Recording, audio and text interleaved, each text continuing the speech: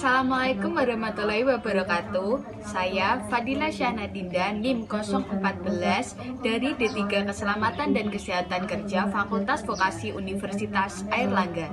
Di sini saya akan melakukan presentasi surveillance kecelakaan pada pekerja yang saya ambil dari studi kasus 1 untuk memenuhi tugas dasar epidemiologi.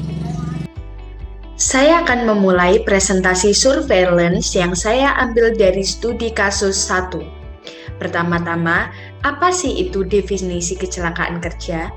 Kecelakaan kerja adalah suatu kejadian yang tidak dikehendaki dan tidak diduga semula yang dapat menimbulkan korban jiwa dan harta benda.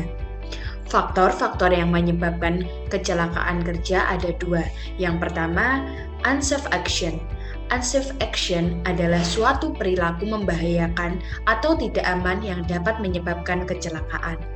Di antaranya, ketidakseimbangan fisik tenaga kerja, kurangnya pengetahuan, pemakaian APD yang tidak sesuai, dan stres fisik. Yang kedua adalah unsafe condition. Unsafe condition adalah kondisi lingkungan kerja yang tidak baik atau kondisi peralatan kerja yang berbahaya.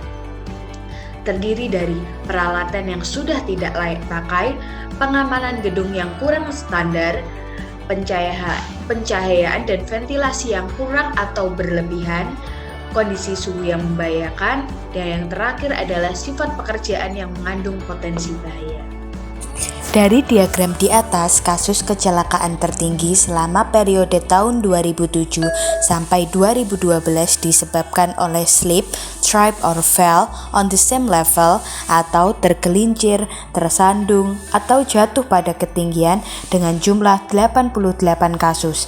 Pada periode 2013 sampai 2018 menurun menjadi 65 kasus kecelakaan.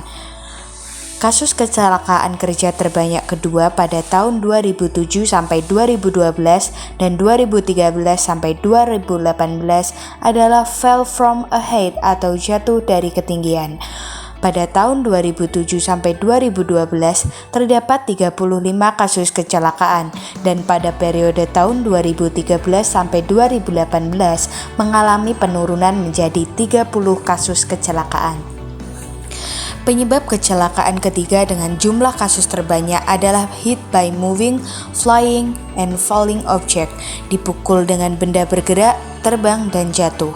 Pada tahun 2007 sampai 2012 terdapat 22 kasus kecelakaan dan pada periode 2013 sampai 2018 mengalami peningkatan menjadi 24 kasus kecelakaan.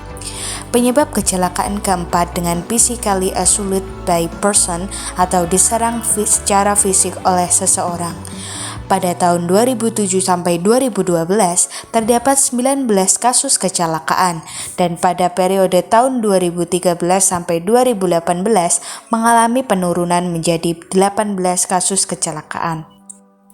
Penyebab kecelakaan yang terakhir adalah contact with moving machinery atau kontak dengan mesin yang bergerak.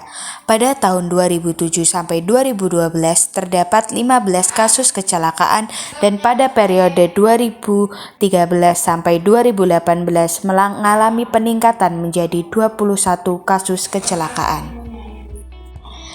Saran yang tepat untuk perusahaan adalah meningkatkan pengawasan untuk semua jenis pekerjaan agar mencegah terjadinya kecelakaan yang tidak diinginkan. Lalu, memastikan bahwa alat yang digunakan untuk proses produksi bagi pekerja dalam kondisi aman.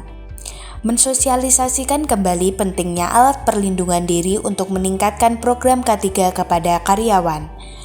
Melakukan penyuluhan tentang pentingnya komunikasi antar sesama pekerja, dan yang terakhir, memberikan pelatihan dan penyuluhan terhadap tingkat bahaya yang ada lebih sering dilakukan, sebagai antisipasi terhadap tindakan berbahaya yang dilakukan oleh para pekerja.